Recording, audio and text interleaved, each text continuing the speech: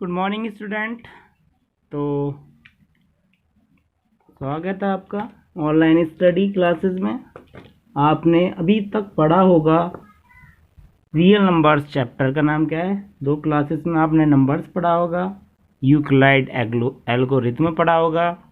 लेकिन इस क्लास में हम क्या पढ़ने वाले हैं? इस क्लास में पढ़ने वाले हैं कि हम अभाज्य गुणनखंड में किसी नंबर्स को कैसे चेंज करते हैं, मीन्स प्राइम फैक्टराइजेशन कैसे करते हैं नंबर्स का। तो प्राइम फैक्टराइजेशन कैसे करते हैं मीन्स प्राइम नंबर्स। तो सबसे पहले आपको पता होनी चाहिए कि प्राइम नंबर्स आखिरकार होती क्या हैं। क्या होती हैं जी प्राइम नंबर्स? तो प्राइम नंबर्स क्या होती हैं? ऐसी नंबर्स जिसके दो हमें अलग अलग फैक्टर मिले। कैसे मिले? 2 मिले, और वो भी कौन से होने चाहिए? एक तो 1 होना चाहिए और दूसरा वो इट सेल्फ होना चाहिए, खुद होना चाहिए। 2 डिफरेंट मिलने चाहिए। याद रखना, प्राइम क्या कहता है कि 2 डिफरेंट फैक्टर मिलने चाहिए। एक तो 1 एंड इट सेल्फ। एक तो 1 मिलना चाहिए और इट सेल्फ मिलनी चाहिए, मीन्स एक तो स्वयं और एक 1। स्टार्टिंग कहाँ से होती है? क्या 1 हमारी प्राइम नंबर है? तो 1 तो 1 से कट जाता है और 1 1 नहीं है। इसका होता है ये सेम मिले या अपोजिट मिले, अलग अलग मिले या एक जैसे मिले। सर ये तो एक जैसे मिले, इसका मतलब 1 हमेशा प्राइम नंबर में नहीं आता।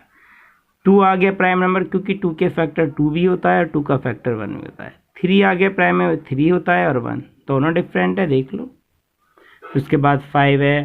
तो हमें इन्हीं में इनके फैक्टर्स करने हैं।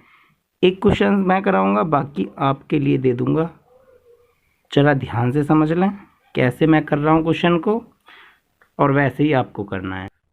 तो इसको करना है प्राइम फैक्टराइजेशन। सबसे पहले कितने से कटेगा जी? 2 से। कितने टाइम? 70 टाइम्स। 2 से कटेगा 35। अब 2 से कट जाएगा, नहीं कटेगा। 3 से ट्राई करो, नहीं कटेगा। फिर कितने से कटेगा? 5 से। कितना? 7 टाइम्स। अब ये 7 से ही कटेगा 1 टाइम्स। तो 140 के जो फैक्टर निकल के आ गए, 2 × 2 × 5 × 7। तो ये प्राइम फैक्टराइजेशन का मतलब क्या हो गया? 2 को कितनी बार मल्टीप्लाई किया गया है? 2 टाइम्स मल्टीप्लाई किया गया है। तो मल्टीप्लाई में पावर्स ऐड हो जाती हैं। 5 × 7, देख लो, 2 भी प्राइम है, 5 भी प्राइम है, 7 भी प्राइम है, और यही हमारा आंसर है। तो इसको बोलते हैं प्राइम फैक्टराइजेशन, जिसमें 1 कभी भी नहीं आता। जिसमें 1 कभी भी नहीं आता। बाकी नंबर्स आते हैं जिनसे हमने डिवाइड दिया है। तो मेरे ख्याल से मुझे नहीं लगता आपको यहाँ से कोई प्रॉब्लम आने वाली है। सबके फैक्टर कर सकते हैं। 1, 2, 3 और 4 क्वेश्चन आपके लिए छोड़ दिए।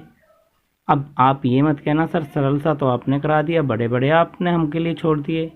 तो सर फैक्टर करने सबको आते हैं। मैं ये नहीं कहता कि आपको फैक्टर करने नहीं आते। आप जितना ट्राई करोगे आपके लिए इतना अच्छा होगा, ठीक है। नेक्स्ट टाइप के क्वेश्चन पे चलते हैं। तो नेक्स्ट टाइप का क्वेश्चन क्या है कि लेस से और मैथ से ज्ञात करना है और सिद्ध करना है कि एलसीएम गुणा एचसीएफ बराबर product of numbers, means less है गुणा मैथ से बराबर संख्याओं का गुणन। क्या प्रूफ करना है? कि लेस है गुणा मैथ से बराबर संख्याओं का गुणन प्रूफ करना है जी। तो एलसीएम भी फाइंड करना है, एचसीएफ भी फाइंड करना। हमसे नहीं बोल रहा था किस मेथड से फाइंड करना है, पहले फाइंड करना है, उसके बाद ही हमें ये वेरीफाई करना है, इसको सिद्ध करना है। चलो सॉल्व करते हैं। फर्स्ट पार्ट करूँगा 26 एंड 91। 26 और 91 मुझे करना क्या है? एलसीएम फाइंड करना है, एचसीएफ फाइंड करना है। जैसा आपका मन करे वैसा आप फाइंड कर लो। 26 के फैक्टर कर लो, 2 टाइम्स, 13 टाइम्स, 30 टाइम्स, कितने टाइम्स क्या? 1 टाइम्स। 91 के फैक्टर कर लो, कितने से कटेगा? 7 से कटेगा, 13 टाइम्स, और 13 से कटेगा 1 टाइम्स। तो 26 के फैक्टर आ गए 2 × 13। 91 के फैक्टर्स आ गए 7 × 13। कोई प्रॉब्लम? सर जी यहाँ तक तो कोई प्रॉब्लम नहीं है। तो अब HCF कैसे फाइंड करते हैं? जो कॉमन, हाईएस्ट कॉमन, सी का मतलब कॉमन मीन्स उभयनिष्ठ फैक्टर। तो कॉमन आपको कितना दिख रहा है? कॉमन आपको 13 दिख रहा है। और भी कॉमन आता तो उसको मल्टीप्लाई में लिख देते, लेकिन यहाँ पर केवल 13 कॉमन आया है, तो इसका HCF निकल के आ गया 13। सर HCF निकाल दिया, एलसीएम कैसे निकालें? सर एलसीएम आप ऐसे निकाल सकते हो जो आप निकालते हुए आए हो, आज तक आपने सीखा है। 2 से 13 times 91 times, 7 times 13 times 13 times, 13 से 1 टाइम्स 1 टाइम्स। तो एलसीएम निकालना आपने सीखा, 2 × 7 × 13। सर ये सीखा हमने तो, लेकिन अब क्या करना है? अब मुझे यहाँ से मुझे निकालना पड़ जाए तो क्या, जो कॉमन फैक्टर उसको 1 टाइम्स और बाकी जितने बचते हैं सबकी मल्टीप्लाई कर दो। यहाँ 2 बचा, यहाँ 7 बचा, कॉमन 1 टाइम्स है। तो ऐसे भी आप निकाल सकते हो, वरना ये तरीका मैंने आपको बता दिया। कितना आ गया जी?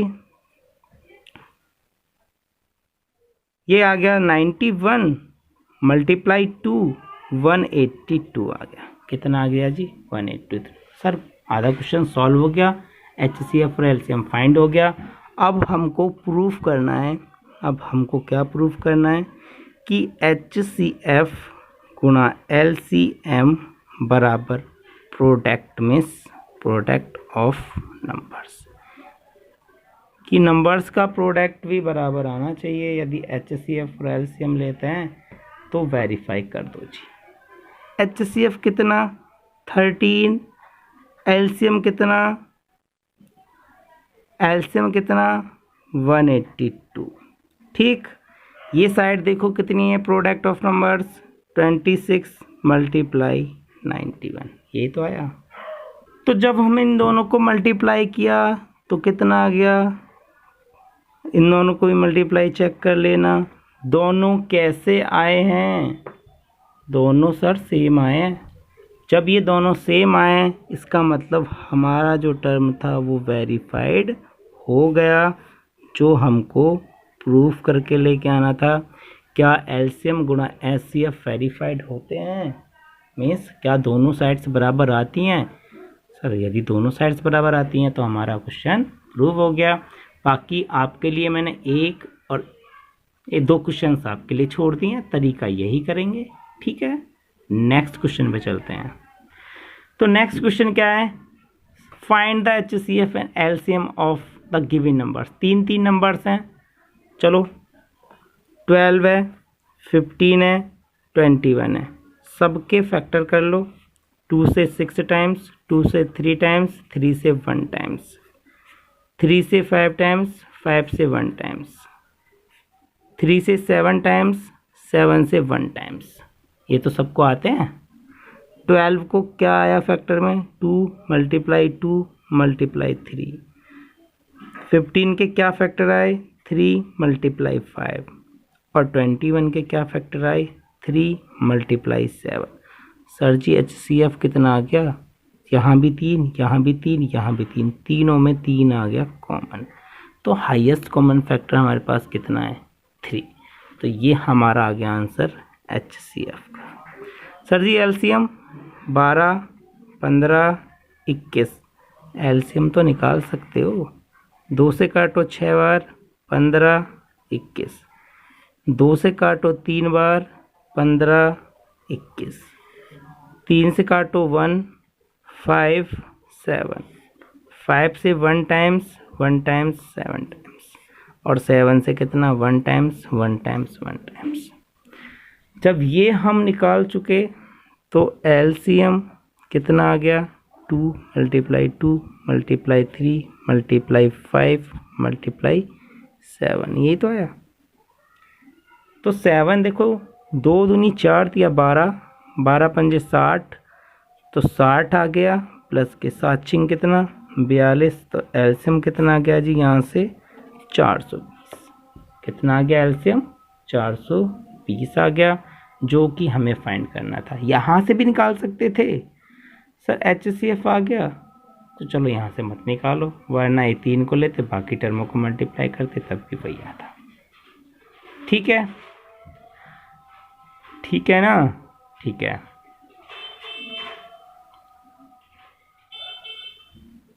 तो बाकी बचे 2 क्वेश्चन, ये आपको करने हैं भाई, करने हैं। जहाँ कुछ भी कॉमन ना है समझ लेना, वहाँ पर जो HCF आ जाता है वो 1 आता है।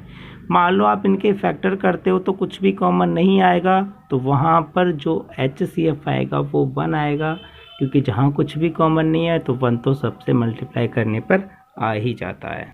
तो नेक्स्ट क्वेश्चन आपके सामने कि एक्सप्लेन करना है कि ये हमारी कंपोजिट नंबर्स होंगी, मीन्स भाज्य संख्याएं होंगी। इसमें भी 2 पार्ट है, एक पार्ट मैं खुद करूँगा, एक पार्ट आपके लिए छोड़ दूँ। चलो मैं फर्स्ट पार्ट करता हूँ। 7 × 11 × 13 प्लस के 13 प्रूफ करना है कि ये कंपोजिट निकल के आनी चाहिए। तो सबसे पहले ये पता होना चाहिए कि कंपोजिट नंबर क्या होती हैं। ऐसी नंबर जिनके कितने मोर देन 2 फैक्टर हो। कितने फैक्टर होने चाहिए? 2 से ज़्यादा फैक्टर होने चाहिए। वो नंबर्स हमारी कंपोजिट नंबर्स में 2 से ज़्यादा गुणनखंड होने चाहिए, तो वो हमारी भाज्य संख्या है। क्या कुछ चीज़ कॉमन आ रही है? ये तो मल्टीप्लाई में जिस 13 कॉमन आ रही है, यहाँ पर कितना बचा? 7 × 1 प्लस जब 13 कॉमन आ गया तो यहाँ कितना बचा होगा? 1। तो 13 11 सत्ते 77 प्लस के 1 77 प्लस 1 इज इक्वल टू 78। 78 के आप चाहो तो इधर फैक्टर कर सकते हो। कितना? 2 टाइम्स 3 9, 3 टाइम्स 1 13, 13 टाइम्स 1। ठीक है, ये कर सकते हो, बिल्कुल कर सकते हो। तो इसको क्या लिख सकते हैं? 2 × 3 × 13। कितने फैक्टर मिले? It have more than 2 factors. इसके कितने हैं? इसके 2 से ज़्यादा क्या निकल के आ गए? 2 से ज़्यादा गुणनखंड निकल के आए जी। क्या चीज़ निकल के आई है? 2 से ज़्यादा गुणनखंड हैं। इसलिए 7 × 11 × प्लस के 13 इज कंपोजिट। कंपोजिट नंबर आ गई जी। कैसी नंबर आ गई? भाज्य निकल के आ गई। कैसे निकल के आ गई? भाज्य निकल के आ गई। समझ में तो आ ही गया होगा, मुझे नहीं लगता कुछ हार्ड था। मीन्स 13 दोनों से कॉमन ले लिया, यहाँ से पूरे से 13 आ रहा था बाहर, बाहर उठा के ले गए, तो 7 × 11 कितना? 77। एक ही 78 के फैक्टर करके लिए मैंने। 2 से टाइम्स 3 9, 3 से टाइम्स ये किया, तो मैंने चेक किया ये 2 से ज़्यादा फैक्टर आ गए। जब 2 से ज़्यादा फैक्टर आ गए तो वो कौन सी नंबर्स में चली गई? इस नंबर में चली गई। तो आज के लिए इतना ही है, ये सवाल आपको ही करना है। ठीक है, बाकी चलते हैं, नेक्स्ट क्लास में मिलते हैं आपसे।